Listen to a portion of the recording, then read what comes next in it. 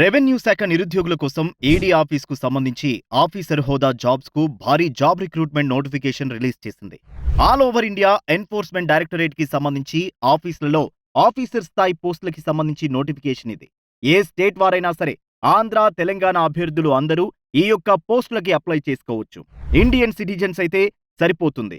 ఈ నోటిఫికేషన్ ద్వారా రిక్రూట్ చేస్తున్న పోస్టులు వచ్చేసి system analyst and scientific technical assistants పోస్టులను కాంట్రాక్ట్ బేసిస్ పద్ధతిన రిక్రూట్ చేస్తున్నారు. సిస్టమ్ అనలిస్ట్ కి సంబంధించి 7 పోస్టులు, అలాగే సైంటిఫిక్ టెక్నికల్ అసిస్టెంట్ కి సంబంధించి 36 వేకెన్సీస్ ను భర్తీ చేస్తున్నారు. ఫ్రెండ్స్, మీకు గనుక ఈ వీడియో నచ్చినట్లయితే లైక్ చేసి కామెంట్స్ రూపంలో మీ అభిప్రాయాన్ని మాకు తెలియజేయండి. అలాగే మరిన్ని లేటెస్ట్ జాబ్ ఇన్ఫర్మేషన్స్ కోసం social post job portal channel కు సబ్స్క్రైబ్ చేసుకోండి. ఎన్ఫోర్స్మెంట్ డైరెక్టరేట్ ఈడీ ఏ శాఖ కిందకి వస్తుంది? ఏ రెవెన్యూ శాఖ, బి డిఫెన్స్ శాఖ, సి ఫైనాన్స్ శాఖ, డి ఏమో తెలీదు. ఇకపోతే సిస్టమ్ అనలిస్ట్ పోస్టులకి సెలెక్ట్ అయిన క్యాండిడేట్స్ కు సాలరీ వచ్చేసి 70,000 పే చేస్తారు. అలాగే సైంటిఫిక్ టెక్నికల్ అసిస్టెంట్ పోస్ట్ కు వచ్చేసి 55,000 వరకు మంత్లీ పే స్కేల్ అనేది ఉంటుంది.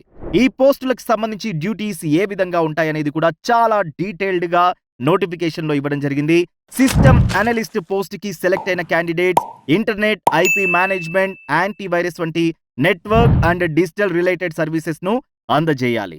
అలాగే web application, firewall, cyber security measures, email related, video conference కి సంబంధించి వివిధ రకాల నెట్వర్క్ రిలేటెడ్ ఇష్యూస్ తో డీల్ చేయాల్సి ఉంటుంది.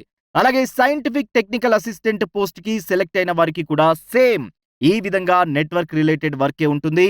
ప్లేస్ ఆఫ్ పోస్టింగ్ చూసినట్లయితే ఆల్ ఓవర్ ఇండియా ఎక్కడైనా ఎన్ఫోర్స్మెంట్ డైరెక్టరేట్ పరిధిలో రిక్రూట్ చేయడం జరుగుతుంది. ఇకపోతే ఈ నోటిఫికేషన్ ద్వారా కాంట్రాక్చువల్ బేసిస్ పైన రిక్రూట్ చేసినప్పటికీ కాంట్రాక్ట్ ఎక్స్టెండ్ చేయడం జరుగుతుంది. తీసివేయడం అనేది అంత త్వరగా అయితే జరగదు. ఈ జాబ్స్ కి గాను ఇనిషియల్ గా కాంట్రాక్ట్ వచ్చేసి 3 ఇయర్స్ ఉంటుంది. తర్వాత బేస్డ్ ఆన్ పర్ఫార్మెన్స్ ఎక్స్టెండ్ అవుతూ 5 ఇయర్స్ వరకు పొడిగించడం జరుగుతుంది.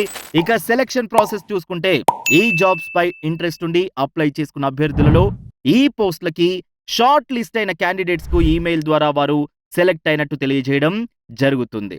ఇకపోతే సిస్టమ్ అనలిస్ట్ పోస్టులకి అప్లై చేసుకునే అభ్యర్థులకు ఉండాల్సిన ఎడ్యుకేషనల్ క్వాలిఫికేషన్ గనుక చూసినట్లయితే బ్యాచిలర్ ఆఫ్ కంప్యూటర్ అప్లికేషన్స్ లేదా bachelor of engineering in computer లేదా bachelor of technology in computer engineering లేదా కంప్యూటర్ సైన్స్ లేదా కంప్యూటర్ టెక్నాలజీ లేదా ఇన్ఫర్మేషన్ టెక్నాలజీ లేదా ఎలక్ట్రానిక్స్ అండ్ కమ్యూనికేషన్ ఇంజనీరింగ్ లో డిగ్రీ చేసి ఉండాలి.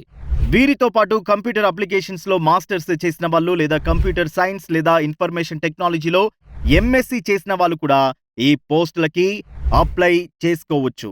అలాగే సాఫ్ట్వేర్ డెవలప్మెంట్ కి సంబంధించిన వంటి PHP, జావా, డేటాబేస్ కి సంబంధించి SQL, ఒరాకిల్ ఇలాంటి వాటిల్లో 3 ఇయర్స్ ఎక్స్పీరియన్స్ ఉన్నట్లయితే యాడెడ్ అడ్వాంటేజ్ అవుతుందని మెన్షన్ చేశారు.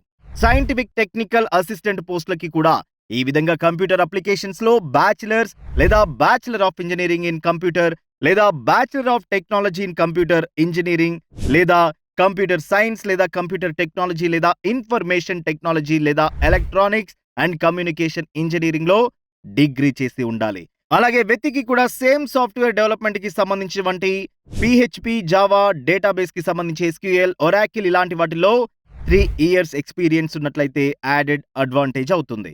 ఇంట్రెస్ట్ ఉండి ఎలిజిబిలిటీ ఉన్న క్యాండిడేట్స్ అప్లికేషన్ లాస్ట్ ఫేజ్ చూసినట్లయితే అప్లికేషన్ ఫామ్ ఇవ్వడం జరిగింది. అది ఫిల్ చేసేసి అప్లికేషన్ ఫామ్ తో పాటు ఎడ్యుకేషనల్ జిరాక్స్ కాపీస్, రెజ్యూమ్, ఇతరత్ర మీకు కలిగిన స్కిల్స్ అన్నిటిని అటాచ్ చేసి అక్కడ మెన్షన్ చేసిన అడ్రస్ కు స్పీడ్ పోస్ట్ లేదా రిజిస్టర్ పోస్ట్ ద్వారా సెండ్ చేయాల్సి ఉంటుంది.